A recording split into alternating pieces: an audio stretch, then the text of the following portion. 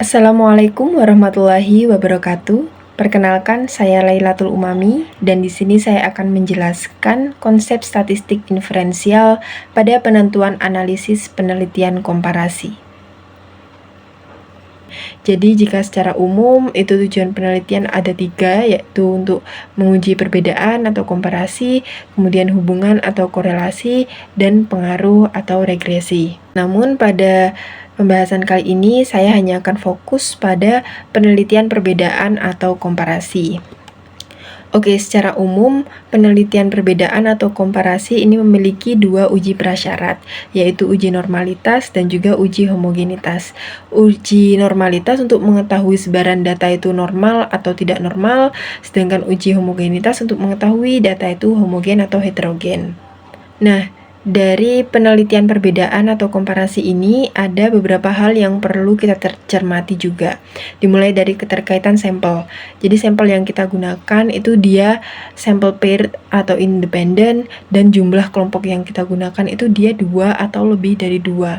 Sehingga dari uji prasyarat pun kita juga harus menentukan terlebih dahulu uji prasyarat kita itu dari hasilnya terdistribusi datanya normal atau tidak normal. Sehingga dari situ kita baru bisa untuk menentukan teknik analisis data apa yang akan kita gunakan. Nah, sebelumnya saya jelaskan terlebih dahulu terkait dengan sampel yang digunakan pada uji perbedaan atau komparasi ini.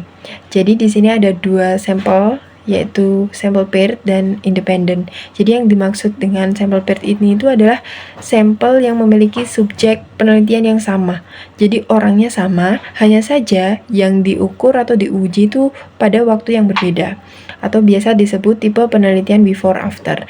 Nah, misalnya seperti jika kita ingin menentukan perbedaan nilai siswa kelas 11 peminatan geografi sebelum dan sesudah pembelajaran. Nah, dari sini kan kita tahu bahwa subjeknya itu sama, siswa kelas 11. Hanya saja yang diukur adalah waktunya yang berbeda. Jadi sebelum dan juga sesudah pembelajaran itu yang disebut dengan sampel paired.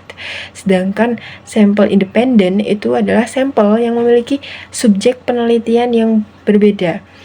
Misal, ketika kita ingin mengetahui perbedaan nilai kelas A dan kelas B. Nah, di sini kan sampelnya sudah jelas berbeda. Ada kelas A dan juga kelas B.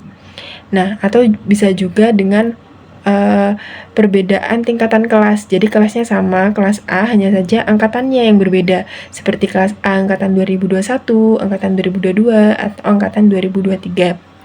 Jadi yang diukur adalah perbedaan jenjang angkatan kelasnya. Nah, di sini subjek itu disebut subjek independen seperti itu. Oke, selanjutnya di sini adalah diagram alur penentuan teknik analisis. Nah, misalkan saja dari data yang kita memiliki data ranking. Data ranking kelas ini kan dia termasuk data ordinal.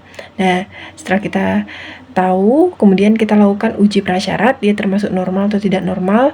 Nah, kalau data kita itu data nominal atau ordinal, di sini teknik analisis yang dapat kita lakukan hanya teknik analisis non-parametrik. Ya, walaupun data kita terdistribusi normal, namun kita tetap harus menggunakan non-parametrik karena skala data yang kita gunakan tadi itu nominal dan ordinal. Sedangkan jika skala data kita itu interval atau rasio dan data kita itu diuji prasyarat ternyata dia normal, baru dia dapat menggunakan uji parametrik seperti itu.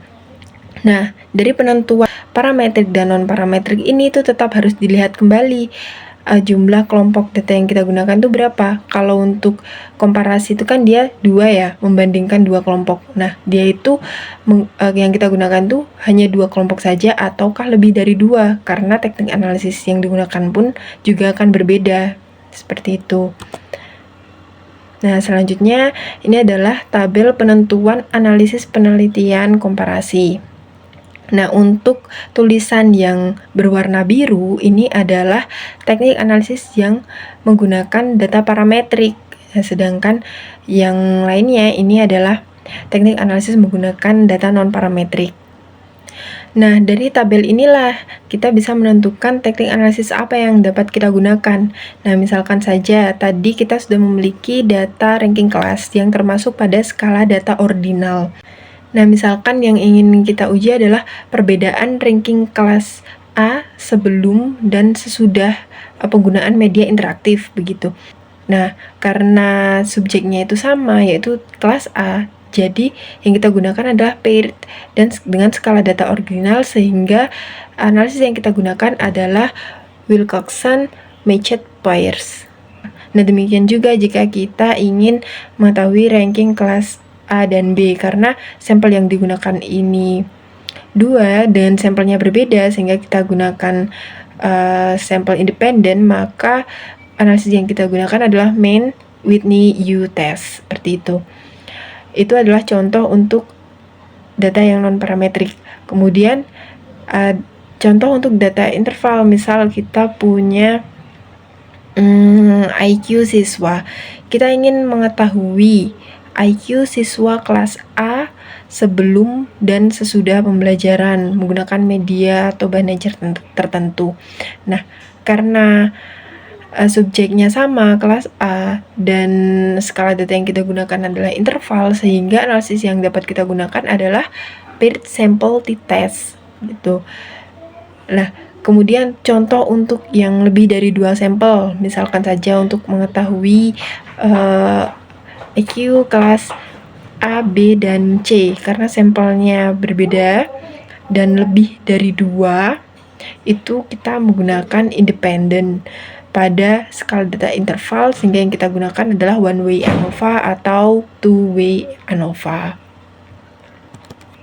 Nah, berikut adalah contoh penentuan teknik analisis pada penelitian komparasi. Di sini saya paparkan 3 contoh.